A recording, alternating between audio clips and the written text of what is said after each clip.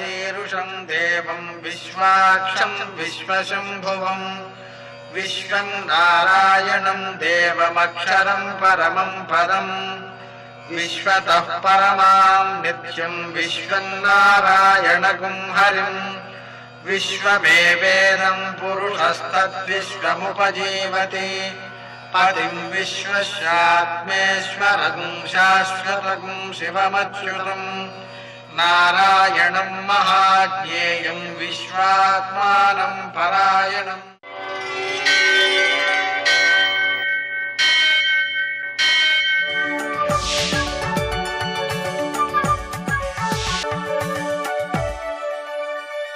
सूर्यशौर्यमथेन्दुरिन्द्रपदवी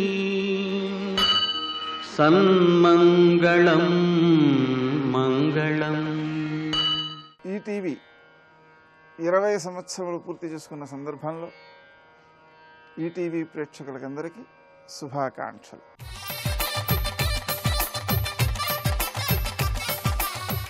నమస్తే భగవన్ దేవదత్తాత్రేయ జగత్ప్రభో సర్వబాధా ప్రశమనం కురు శాంతిం ప్రయచ్చమే. నేటి కాలమాన విశేషాలను గమనిద్దాం. స్వస్తి శ్రీ చాంద్రమాన మన్మథనామ సంవత్సరం దక్షిణాయనం వర్ష ఋతువు శ్రావణ మాసం శుక్లపక్షం గురువారం. సూర్యోదయం 6:05 సూర్యాస్తమయం 6:30 తిథి ద్వాదశి ఉదయం 9:28 వరకు. నక్షత్రం ఉత్తరాషాఢ రాత్రి 8:13 వరకు. వర్జం శేషవర్జంగా ఉదయం 6:49 వరకు. మరల రాత్రి 11:51 నుంచి 1:19 వరకు. దుర్ముహూర్తం ఉదయం 10:13 నుంచి 11:03 వరకు. మరల మధ్యాహ్నం 3:11 నుంచి 4:01 వరకు. అమృతకాలం మధ్యాహ్నం 2:16 నుంచి 3:45 వరకు. రాహుకాలం గురువారం కాబట్టి మధ్యాహ్నం 1:30 నుంచి 3 గంటల వరకు. అష్టకవర్గు రీత్యా శుభప్రదమైన సమయం ఉదయం 7 గంటలకు. నేటి విశేషాలు. దామోదర ద్వాదశి అలాగే ప్రదోషం. నిన్న ఏకాదశి ఉపవాసం ఉన్నటువంటి వారు ఈరోజు ఉదయం 9:13 లోపల పారణ చేయాల్సిన ఆవశ్యకత ఉన్న దృష్ట్యా ఉదయకాలం లేవడం, సన్నీళ్లు మాత్రమే స్నానం చేయడం. ఎందుకంటే ద్వాదశి నాడు ఎట్టి పరిస్థితుల్లో వేడినీటి స్నానం చేయకూడదు.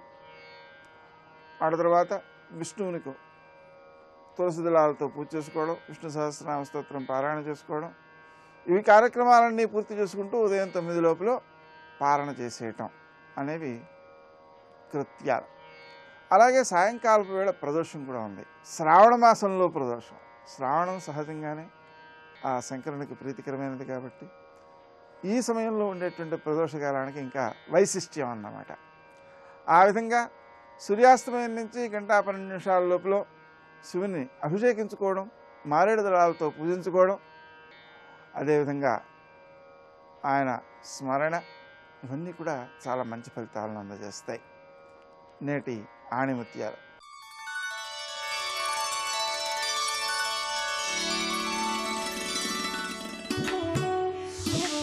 జీవితం అంటే ఆనందము కాదు, విషాదము కాదు, నిర్ణయించుకోవలసింది నీవే.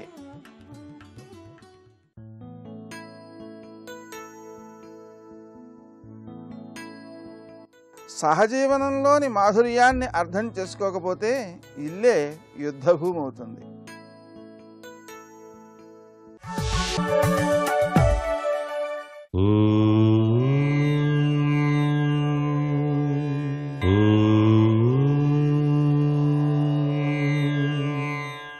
ఓం నమో నారాయణాయ. ఓం నమః శివాయ. శ్రీమాత్రే నమః.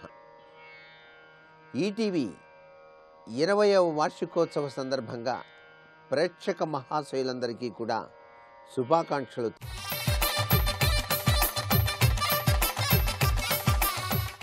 నేడు ద్వాదశి తిథి, అందున శ్రావణ మాసం. శ్రావణ మాసంలో మహావిష్ణువుకు అత్యంత ప్రీతివంతమైనటువంటి ఈ యొక్క తిథి నాడు ఆ దామోదర తత్వంలో స్వామిని ఆరాధన చేయటం సర్వత్రా కూడాను శుభదాయకవంతమైన ప్రభావాన్ని కలిగింపజేస్తుంది.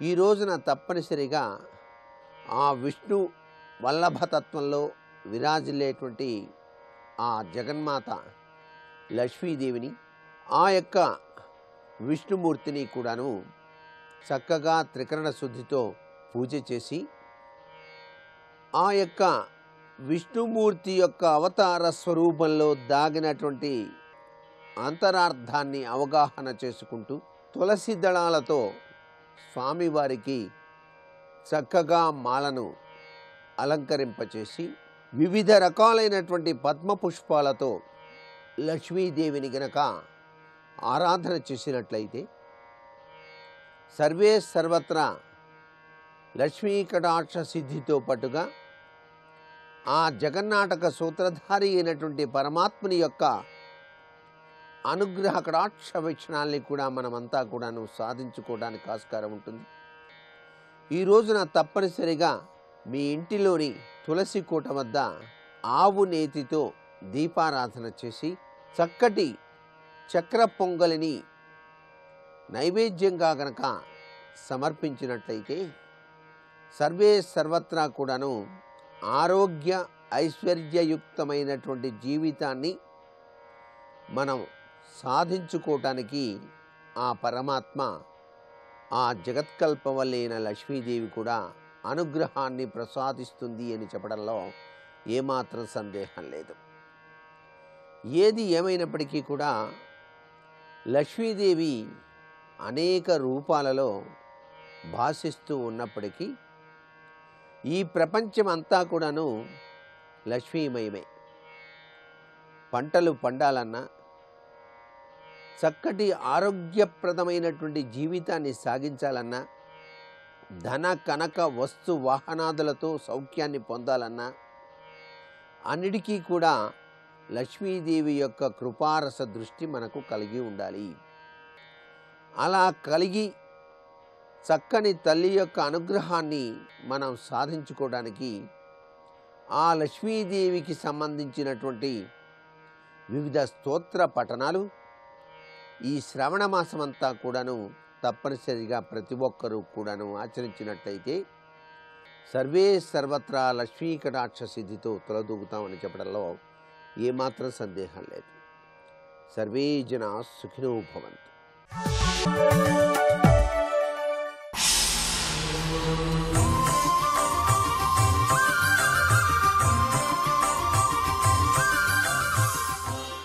శతక సాహితీ సరస్వతికి నమస్కారం. మిషన్ మాణిక్యానాం విగళిత నిమేషం నిమిషతాం అమందం సౌందర్యం తవ చరణయోః అంబుధిసుతే పదాలంకారాణాం జయతి కలనిక్వాణనపటుః ఉదంచన్నుద్దామః స్తుతివచన లీలాకలకలః. ఓ మహాలక్ష్మి, నీ పాదములకు ధరించిన ఆ అందెలు ఎంత మనోహరంగా ఉన్నాయంటే మిషన్ మాణిక్యానాం, ఆ తెల్లని అందెలు మాణిక్యముల వలె ప్రకాశిస్తున్నాయి తల్లి. విగళిత నిమేషం నిమిషితాం అమందం సౌందర్యం తవ చరణయోః అంబుధిసుతే. నీవా క్షీరాబ్ధి కన్యవు.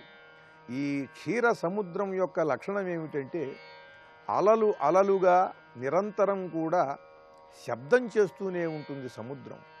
అలాగే నువ్వు ఆ క్షీరసాగర కన్యవై ఈ మనోహరమైనటువంటి అందెలను ధరించి నువ్వు తిరుగుతున్నప్పుడు అవి కూడా గలగల శబ్దాలతో చాలా మనోహరంగా ఉన్నాయి. ఎలా ఉన్నాయంటే ఆ అందెలు మాణిక్యముల వలె ప్రకాశిస్తున్నాయి. మాణిక్యముల అంటే మాణిక్యములు మాత్రమే కాదు, నక్షత్రములను మించినటువంటి కాంతితో విరాజిల్లుతున్నాయి.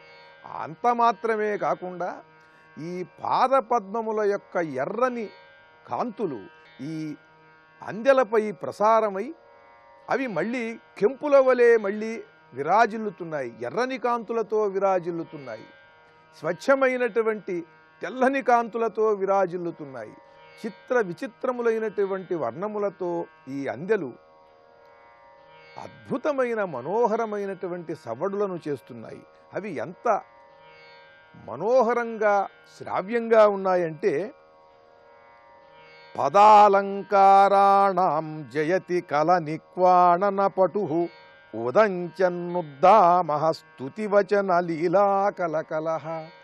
నీ దగ్గరకు చేరుకుని ఋషీశ్వరులు, మునులు, వేద విధులు శ్రీ సూక్త పఠనం చేస్తుంటే పరమ శ్రావ్య మనోహరమైనటువంటి కంఠస్వరాలతో ఆ శ్రీ సూక్త పఠనములో వెలువడేటువంటి ఆ వేదధ్వనులను మించి ఈ అందెల ధ్వనులు చాలా మనోహరంగా ఉన్నాయి, శ్రావ్యంగా ఉన్నాయి. ఇవి మధురంగా ఉన్నాయి, వినటానికి చూడటానికి చాలా ఆహ్లాదముగా ఆనందముగా ఉన్నాయి. ఇవి కన్నుల పండువుగా ఉన్నాయి. అవి చేసేటువంటి ధ్వనులు వీణుల విందుగా ఉన్నాయి. ఓ మహాలక్ష్మి, ఇవి ఉదంచన్నుద్దామహ స్తుతివచన లీలా కలకలహ. వేద విధుల ఋషీశ్వరుల యొక్క స్తోత్ర పాఠములను, శ్రావ్య మధురమైన వేద ఘోషలను కూడా మించి నీ యొక్క అందెల రవళులు ఆనందాన్ని కలిగిస్తున్నాయి, చూడటానికి చాలా ప్రకాశవంతముగా ఉన్నాయి అంటూ ఆ అమ్మవారి యొక్క ఆ అందెలను మనోహరంగా వర్ణిస్తూ క్షీరసాగర కన్య అయినటువంటి ఈ మహాలక్ష్మి యొక్క అందెలు అలా గలగలలాడటం చాలా సహజమేనని, ఎందుకనంటే క్షీరసాగరానికి అలలు ఎలా గలగలలతో నిరంతరము ఘోషిస్తూ ఉంటాయో అదేవిధంగా క్షీరసాగర కన్య అయినటువంటి ఈ మహాలక్ష్మి కూడా మాణిక్యముల కాంతులను మించేటువంటి అందెలతో పాదపద్మముల యొక్క అరుణిమ ప్రతిఫలించి అవి కెంపుల వలె ఎర్రగా మళ్ళీ అందరికీ కనిపిస్తూ చాలా ఆహ్లాదాన్ని ఆనందాన్ని కలిగిస్తున్నట్లుగా వాటి యొక్క శబ్దములు అందరికీ కూడా వేదధ్వనులను మించి ఆనందకరముగా శ్రావ్యముగా ఉన్నట్లుగా ఆ అమ్మవారి యొక్క అందెల రవళులను వర్ణిస్తూ పరమాద్భుతమైన భక్తి ప్రపత్తులతో మహాలక్ష్మిని స్తుతిస్తూ గొప్ప స్తోత్రాన్ని మనకు అందించిన మహాపండిత కవిశేఖరులు శ్రీ జగన్నాథ పండితురాయల వారి లక్ష్మీలహరిలోని మరి ఒక శ్లోకం గురించి రేపు ఉదయం తెలుసుకుందాం. ఓం శ్రీ మహాలక్ష్మీదేవ్యై నమః. పంచముఖ ఆంజనేయ ప్రణామమయ్యా, దశభుజా రుద్ర తేజ దండములయ్యా, దశభుజా రుద్ర తేజ దండములయ్యా, పంచముఖ ఆంజనేయ ప్రణామమయ్యా. ఉద్యదాదిత్య సంకాశముదార భుజ విక్రమం కందర్పకోటి లావణ్యం సర్వ విద్యా విశారదం శ్రీరామ హృదయానందం భక్తకల్పమహీరుహం అభయం వరదం దుర్భ్యాం కలయే మారుతాత్మజం రామాయ రామభద్రాయ రామచంద్రాయ వేధసే రఘునాథాయ నాథాయ సీతాయ పతయే నమః. ఆంజనేయ స్వామి వారు తన బాలానికి అంటించబడినటువంటి అగ్నితో లంకని దహింపజేయాలి అని నిశ్చయించుకున్నాడు. ఇప్పటి వరకు చేసినటువంటి మహాకార్యముల్లో వనం తావత్ ప్రమథితం ప్రకృష్టా రాక్షసా హతాః బలేకదేశ క్షపితః శేషం దుర్గ వినాశనం. ఇప్పటి వరకు ఒక మహావనాన్ని ధ్వంసం చేశాను, ప్రముఖమైనటువంటి రాక్షసులందరినీ సంహరించాను, సైన్యంలో కొంత భాగం మట్టి గరిచింది. ఇప్పుడు ఇంకా లంకానగర నాశనం మాత్రం మిగిలింది. దీంతో 4 కార్యములు పూర్తవుతున్నాయి. దుర్గే వినాశతే కర్మే భవేత్ సుఖ పరిశ్రమం. ఎప్పుడైతే ఈ లంకానగరాన్ని నశింపజేస్తానో దానితో మహాకార్యములన్నీ పూర్తి చేసినట్లే. దౌత్య కార్యంలో ప్రధాన భాగం దీనితోనే అవుతుంది అన్నాడు. అంటే దౌత్య కార్యంలో శత్రువుని దెబ్బతీయడం అనేది ప్రధానం, కేవలం సందేశాన్ని చెప్పడం మాత్రమే కాదు. ఆ విధంగా తన యొక్క కార్యములో చివరి కార్యంగా తాను సంకల్పించుకుని తన లాంగూలంతో లంకను దహనం చేయడానికి సంకల్పించుకున్నాడు స్వామి. యో హ్యయం మమ లాంగూరే దీప్యతే హవ్యవాహన అస్య సంతర్పణ న్యాయం కర్తుమే విర్గృహోత్తమై. నా తోకకి మండింపబడినటువంటి అగ్నిజ్వాలకి ఈ మహాభవనాలన్నింటినీ తృప్తిగా ఆహుతిగా సమర్పిస్తాను అని నిర్ణయించుకుని తత ప్రదీప్త లాంగూల సవిద్యుదివతో యదః భవనాగ్రేషు లంకాయ విచచార మహాకపి. మొత్తానికి ఆ జ్వలిస్తున్నటువంటి మంటతో ఆంజనేయ స్వామిని ఎలా కనబడుతున్నారంటే మెరుపులతో కూడిన మేఘము వలె అగ్నిజ్వాలతో ఆంజనేయ స్వామి ప్రకాశిస్తూ లంకానగరంపై భవనాలపై ఇంకా విహరించడం మొదలుపెట్టాడు. ఆయన అగ్నిజ్వాలన్న ఆ భవనాలకు తగిలిస్తూ వెడుతున్నాడు. మబ్బులు భవనాల మించి వెడుతూ ఉంటాయి. ఇప్పుడు హనుమంతుడు ఒక మేఘంలా వెడుతున్నట్ట మెరుపుల్లా ఉన్న అగ్నిజ్వాలలు. ఈ విధంగా ఆంజనేయ స్వామి లంకానగర దహనం చేస్తున్నటువంటి ఒక గొప్ప ఘట్టం ఇది. గృహాత్ గృహం రాక్షసానాం ఉద్యానాని చ వానరః. ఇంటి మించి ఇంటిపైకి ఉద్యానవనంపైకి వెళుతూ ఆ పెద్ద పెద్ద ప్రాసాదములను, గృహాలను, ఉద్యానవనాలను కూడా తగలబెడుతూ ఉన్నాడు. పైగా ఇంతవరకు ఆ తిప్పేటప్పుడు ఆ రాక్షసులు ఉత్సాహంగా ఇది ఫలానా వాళ్ళ ఇల్లు, ఫలానా వాళ్ళ ఇల్లు అని మాట్లాడడం విన్నాడు. ఒక్కొక్క రాక్షసుల ఇల్లు కూడా గుర్తుపెట్టుకున్నాడు. ఆ రాక్షసుల ఇళ్ళన్నీ కూడా దహనం చేస్తున్నాడు. వజ్రదంష్ట్రస్య తథా పుప్లవేశ మహాకపి సుఖస్య చ మహాతేజ సారణస్య చ ధీమతః. వజ్రదంష్టుడు, శుకుడు, సారణుడు, ఇంద్రజిత్తు, జంబుమాలి ఇత్యాది అనేక మంది రాక్షసుల గృహములన్నీ కూడా ధ్వంసం చేస్తూ కుంభకర్ణుని యొక్క భవనము, యజ్ఞశత్రుని యొక్క భవనము, బ్రహ్మశత్రు భవనము, నరాంతకుడు, కుంభుడు, నికుంభుడు ఇలా అనేక మంది అసురుల గృహాలని దహనం చేస్తున్నప్పటికీ విభీషణుడు గృహాన్ని మాత్రం దహనం చేయలేదు. వర్జయిత్వా మహాతేజ విభీషణ గృహం ప్రతి. ఇక్కడ విభీషణ గృహాన్ని ఎందుకు దహనం చేయలేదు అనే దాని గురించి అనేక రకమైన వ్యాఖ్యానాలు గ్రంథాల్లో కనబడుతున్నాయి. ముఖ్యంగా దూతను సంహరిస్తాను అని రావణాసురుడు ప్రకటించినప్పుడు దాన్ని నివారించి ఆ పని చెయ్యవద్దన్నాడు విభీషణుడు. సభలో ఆ మాటలని విన్నాడు ఆంజనేయ స్వామి. కనుకనే ఇతడు సౌమ్యుడు, సంస్కార సంపన్నుడు అని తెలుసుకున్నవాడి అతన్ని క్షమించేట. ఇక్కడ తెలుసుకోవాల్సిన అనేకమైన అర్థములున్నాయి. విభీషణుడు ఒక్కడు లంకలో ధర్మమునందు నిష్ఠ కలిగిన వాడు, పైగా రామభక్తుడు, సీతమ్మని విడిచిపెట్టి మళ్ళీ రాముడికి అప్పజెప్పు అని రావణాసుడికి హితబోధ చేసినటువంటి వాడు, సత్వగుణ సంపన్నుడు. ఇన్ని సుగుణాలు ఉన్నాయి కనుకనే విభీషణుడి ఇంటిని మాత్రం తగలబెట్టలేదు. ఇక్కడ తెలుసుకోవలసిన గొప్ప నీతి ఉన్నది, ప్రతివారు గ్రహించవలసిన మహాంశం ఉన్నది. ముఖ్యంగా ఒక రాజు చేసినటువంటి దోషం మొత్తం రాజ్యానికి అంతరికి కూడా అంటక తప్పదది. పైగా దుర్మార్గుడైనటువంటి రావణాసురుడి చేత పాలింపబడుతున్నప్పుడు ఆ రావణుని పాలనలో సౌభాగ్యాలను అనుభవిస్తున్నారు. రావణుడు తపస్సుతో సంపాదించిన సంపదలు కూడా అనుభవిస్తున్నారు పాలితులైన ప్రజలు. అదేవిధంగా రావణాసురుడి పాపాన్ని కూడా అనుభవించక తప్పదు. రావణాసురుడు చేసిన మహాపాపం సీతమ్మను దుఃఖపెట్టడం, పరస్త్రీ అపహరణ. దాని ఫలితం వీళ్ళందరూ కూడా అనుభవించక తప్పదు. పైగా ఆ రావణాసురుని ప్రశంసిస్తూ అతని కార్యక్రమాన్ని మెచ్చుకున్న వాళ్ళు కూడా ఈ రాక్షసులందరూ కూడా, కనుక వారి భవనములు కూడా దగ్ధమవుతున్నాయి. ఈ సమయంలో ఒక్క విభీషణుడు ఎందుకు దగ్ధం కాలేదు అంటే అతడు మాత్రం అధర్మం వైపు లేడు, ధర్మం వైపు ఉన్నాడు కనుక. ఇక్కడ తెలుసుకోవాల్సిన మరొక అంశం ఏమిటి అంటే ఎప్పుడైనా కొన్ని ఉత్పాతాలు జరుగుతున్నాయంటే సమూహ పాపం యొక్క ఫలితం అది. ఒక్కొక్కసారి భయంకరమైన ఉప్పెనలు కానీ, కరువు కాటకాలు కానీ, అతివృష్టి అనావృష్టి కానీ, ఇలాంటి అగ్ని ప్రమాదాలు కానీ జరుగుతూ ఉంటాయి. అలాంటి సమయంలో అనేక మంది కలిసి చేసిన పాపాన్ని అనుభవించక తప్పదు. కానీ ఆ సమయంలో మనంతట మనం ధర్మంలో ఉంటే అలాంటి పరిస్థితులు కూడా కాపాడబడతాం. ఇది తెలుసుకోవాల్సింది. ప్రకృతి ఎన్ని ఉత్పాతాలు చేసినప్పటికీ కూడా ధర్మాత్ముల్ని మాత్రం బాధించదు. అందుకే మహాప్రమాదాల మధ్యలో కూడా ధర్మాత్ములైన వారికి మాత్రం రక్షణ ఉంటుంది. ఇది ఇందులో తెలుసుకోవాల్సిన నీతి. రావణాసురుడి యొక్క దుష్కార్య ఫలం మొత్తం లంక అనుభవించింది, ఒక్క విభీషణుడు తప్ప. అంత తగలబడుతున్న లంకలో విభీషణుడి ఇల్లొక్కటి కాపాడబడింది అంటే ఇది తెలుసుకోవాల్సింది. అదేవిధంగా మనం ఇప్పుడు కలికాలంలో ఉన్నాం. కలి అంటేనే పాపాల కాలం. దాని ఫలితాన్ని అందరూ అనుభవించక తప్పదు. అయితే కలి అంటే పాపం చేయక తప్పదు కదండి, అందుకే చేస్తూ ఉన్నామని చేయకూడదు. మనం కానీ పాపం చేయకుండా ఉన్నట్లయితే ఇంత కలిలో కూడా రక్షింపబడతాం. ఇది తెలుసుకోవాల్సిన మరొక ముఖ్యాంశం. ధర్మంగా ఉన్నటువంటి వాడికి ఎలాంటి ప్రమాదకరమైన కాలంలోనైనా రక్షణ లభిస్తుంది. ధర్మో రక్షిత రక్షిత అని చెప్పినటువంటి విషయం ఇది. వనే రణే శత్రు జలాగ్ని మధ్యే మహార్ణవే పర్వత మస్తకేవా సుప్త ప్రసుప్త విషమస్థితం వా రక్షంతి పుణ్యాని పురాకృతాని అని శాస్త్రముల్లో చెప్పబడుతున్నటువంటి మాట. మనం పూర్వజన్మల్లో చేసుకున్న పుణ్య విశేషాలు మనం ఎక్కడున్నప్పటికీ కూడా మనల్ని కాపాడుతాయి. ఇది తెలుసుకోవాల్సింది. మహాప్రమాదకరమైన పరిస్థితుల్లో ఉన్నప్పటికీ కూడా మన పుణ్యం మనల్ని రక్షిస్తుంది. అందుకే ప్రతివాడు ప్రయత్నపూర్వకంగా సత్కర్మలు చేయాలి, పుణ్యకర్మలను ఆచరించాలి, తపస్సు చేసుకోవాలి. జపమో తపమో ఏదో సాధన ఉండాలి.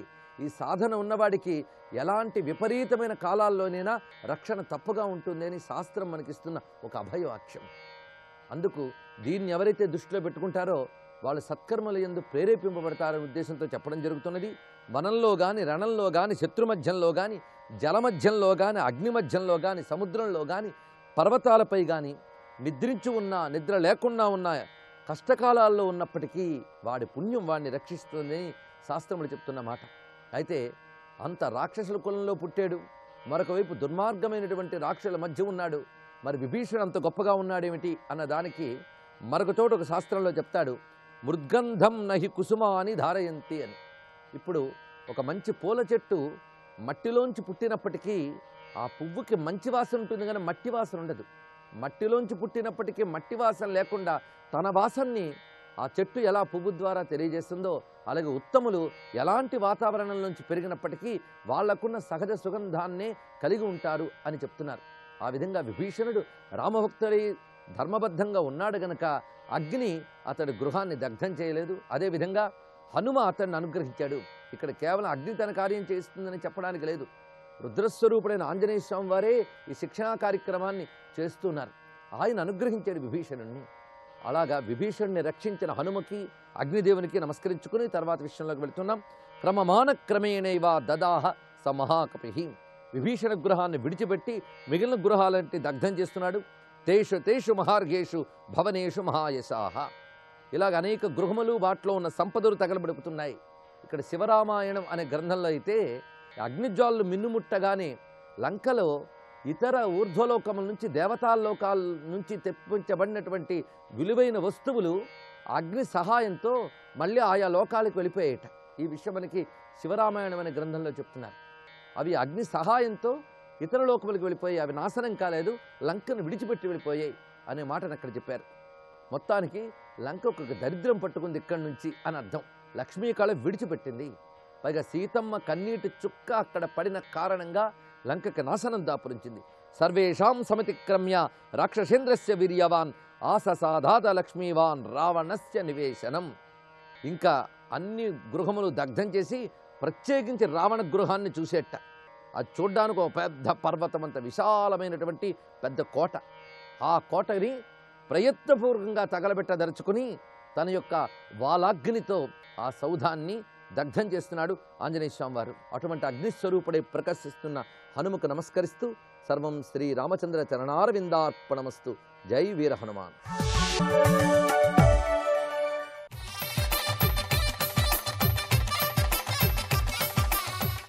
శ్రీ మహాగణపతి నమః.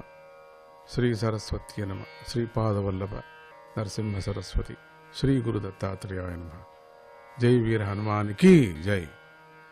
ఈటీవీ 20వ సంవత్సరం, 20 ఏండ్లుగా మీరు ఈ కార్యక్రమం, మంచి కార్యక్రమం చేస్తున్నారు. అన్ని భాషల్లో కూడా మన ఈటీవీ అన్ని చోట్ల వెళుతున్నది. అందరూ చాలా సంతోషంగా ఉన్నారు.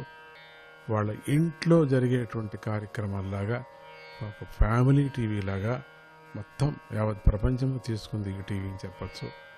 అది నా ఎక్స్పీరియన్స్లో. అటువంటి ఈ టీవీ ఇంకా బాగా అభివృద్ధి చెందని, ఇంకా ఇటువంటి 20 ఏండ్లు చేసుకొని అని నాకు చాలా ఆశగా ఉంది. ఎందుకంటే అన్ని కార్యక్రమాలు దీంట్లో మనం చూపిస్తున్నాం.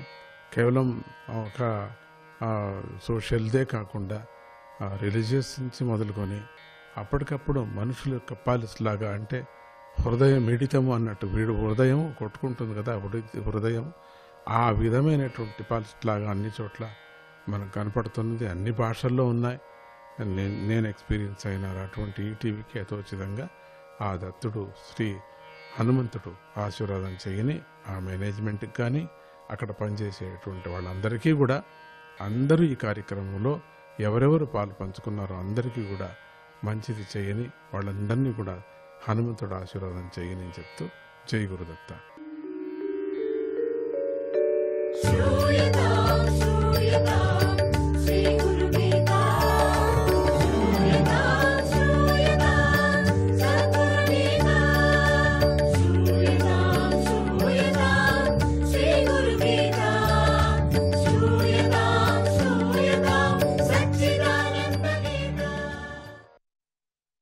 జయ గురుదత్త. శిష్యుడిలోని మోహాన్ని వివిధ ఉపాయాలతో గురువు దూరం చేస్తూ ఉంటాడు. ఎవరికి ఏ ఉపాయం ప్రయోగించాలో, ఎవరికి దేన్ని అనుగ్రహించాలో, ఎవరి నుండి ఏది గ్రహించాలో ఆయనకు మాత్రమే బాగా తెలుసు. రోగం ఒకటే అయినా వైద్యుడు అందరికీ ఒకే మందునివ్వడు. వాళ్ళ శరీర తత్వాన్ని అనుసరించి ఎవరికి ఏ మందు పనిచేస్తుందో దాన్ని మాత్రమే ఇస్తాడు. గురువు కూడా అంతే. అందువల్లనే ఆయన చర్యలు ఒక్కసారి విచిత్రంగా కనిపిస్తాయి. పైకి ఎలా కనిపించినా ఆ చర్యల అంతరార్థం మాత్రం శిష్యుడిలో పరివర్తన. కృష్ణార్జునులు ఒకనాడు విహారానికి బయలుదేరారు. కృష్ణుడు అర్జునుడు ఇద్దరు విహారానికి వెళుతూ చాలా దూరం నడిచాక వాళ్ళకు కొంచెం దాహం అనిపించింది. పక్కనే ఉన్న ఒక గ్రామానికి వెళ్ళి నీళ్ల కోసం ఒక ఇంటి ముందు ఆగారు. ఆ ఇల్లు ఒక వర్తకుడిది. ఆ వర్తకుడు ధనవంతుడే, కానీ బాగా పిచ్చినారి. వీళ్ళు వెళ్లే సమయానికి ఆ వ్యాపారి డబ్బు లెక్కల్లో మునిగిపోయి ఉన్నాడు. అంటే పద్దాలు రాసుకుంటున్నాడు. తక్షణం తీరికలేదు, చాలా బిజీగా ఉన్నాడు కూడా. మంచినీళ్ళు ఇవ్వటం తర్వాత కాదు కదా, ఇంటి ముందు నుంచున్న కృష్ణార్జునుల్ని కనీసం గమనించే స్థితిలో కూడా లేడు. అసలు వచ్చిన వాళ్ళు నీళ్లు అడిగితే వాళ్ళు ముఖమన్న చూడొద్దు, అది లేదు. వాడు అంత బిజీగా ఉన్నాడు, లెక్కలు రాసుకోవటంలో ఉన్నాడు. అర్జునుడికి చాలా కోపం వచ్చింది. కృష్ణుడు మాత్రం చిరునవ్వు నవ్వి అక్కడి నుండి ముందుకు నడుస్తూ ఆ వ్యాపారిని ఇలా ఆశీర్వదించాడు. ఓ వ్యాపారి, నాకన్నా ధనమే నీకు బాగా ఇష్టంగా ఉంది కనుక నువ్వు ఇష్టపడే సిరి సంపదలు నీకు మరింత కలిగేలా అనుగ్రహిస్తున్నాను. నువ్వు ఈ దేశంలోనే గొప్ప ధనవంతుడివి అవుతావు అని పలికి అర్జునుడితో కలిసి ముందుకు నడిచాడు. కొంత దూరం నడిచాక వాళ్లకు ఒక పూరిపాక కనిపించింది. అది ఒక బీద బ్రాహ్మణుడిది. అతడికున్న సంపదల్లా ఒకే ఒక్క ఆవు. దానితోనే అతడు జీవనం సాగిస్తున్నాడు. కృష్ణార్జునులు చూస్తూనే అతడికి ఒళ్ళు పులకరించింది. ఇష్టదైవాన్ని చూసిన ఆనందంలో కళ్ళల్లో నీళ్లు తిరిగాయి. కృష్ణుడి పాదాలకు నమస్కారం చేసి సాధారణంగా లోపలికి తీసుకువెళ్ళాడు. ఆ బీద బ్రాహ్మణుడు తన దగ్గర ఉన్న ఒక పాత చాప పరిచి కూర్చోబెట్టాడు. అప్పుడో పితికినటువంటి పారను తెచ్చి వారికి సమర్పించి, స్వామి, మీ రాకతో ఈ రోజు నా జన్మ ధన్యమైంది. మీరు ఇలా అనుగ్రహిస్తారని నేను ఊహించలేదు. మీకు సమర్పించటానికి నా దగ్గర ఇంతకన్నా ఏమీ లేదు ప్రభు. దయతో ఈ పాలు స్వీకరించి నన్ను అనుగ్రహించండి అని ప్రార్థించాడు. ఆ వ్యాపారికి ఉండేటువంటి తేడా చూశారు ఎట్లా ఉందని. భక్తితో సమర్పించిన ఆ పాలను స్వీకరించి కృష్ణుడు సంతుష్టుడయ్యాడు. అర్జునుడు కూడా ఆ ఆదరానికి తృప్తిపడ్డాడు. మంచి దాహంగా ఉండింది, దాహం తీర్చుకున్నారు. ఆ పాక నుండి బయటకు వచ్చి 2 అడుగులు నడిచి ఆ పేదవాడి అప్పుడు ఆవు తక్షణం చనిపోవాలి అన్నాడు. అయ్యా, అర్జునుడికి చాలా ఆశ్చర్యం వేస్తుంది. దేవా, ఇతడికి మీరేంటే ఎంతో భక్తి కదా, ఆ ఆవు లేకపోతే అతను బతకలేడు కదా. ఏమాత్రమూ భక్తి లేని వ్యాపారికి ఇంకా ఎక్కువ సంపద కలగాలని ఆశీర్వదించారు. ఇతడికి ఏం చేశారు మీరు? ఉండిన ఒక ఆవును చచ్చిపోవాలంటున్నారు. ఏమన్నుందా? ముందుకు వెళదాం, ఏం జరుగుతుందో. జై గురుదత్త.